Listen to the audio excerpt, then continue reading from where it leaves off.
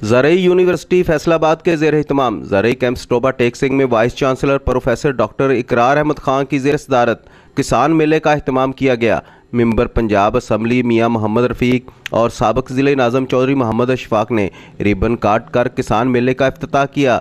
इस मेले का मकसद किसानों में आगाही पैदा करना था कि वो किन इक़दामात के ज़रिए सब्जियों, फलों और ब्रायलर समेत दीगर ज़रूरी अजनास के साथ साथ दूध भी ज़्यादा से ज़्यादा हासिल कर सकते हैं।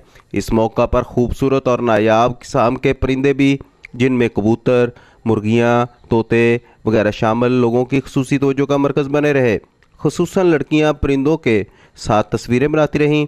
मेले में जानवरों की अद्वियात, फलों, सब्जियों के साथ साथ ख़वातीन के हाथों की बनी हुई एशिया के स्टॉल भी लगाए गए। एक स्टॉल पर चरखा काटती हुई और लस्सी तैयार करती हुई ख़वातीन ने आसान अंदाज में दही कल्चर की अक्कासी की, जिसे MPA मियां मोहम्मद रफ़ीक ने बेहद सराहा और स्टॉल से लस्सी का गिलास भी नोश किया। इस मौका पर कबड्डी का मैच भी खेला गया,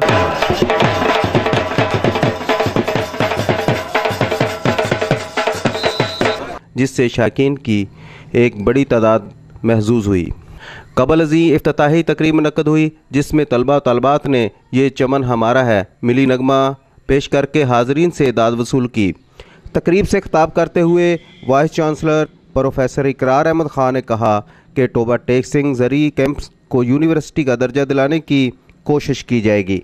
इनका कहना था कि ज़िले सतह पर यूनिवर्सिटियों का क़याम नागज़ीर है। उन्होंने कहा कि इस किसान मेले का मकसद यहाँ किसानों में आगाही पैदा करना था, वहाँ इन्हें जदीद ज़रई टेक्नोलॉजी से रोशनास कराना भी था, ताकि किसान ज़्यादा से ज़्यादा ज़रई पैदावार हासिल करके मुल्क को खुद कफ़ील कर सके।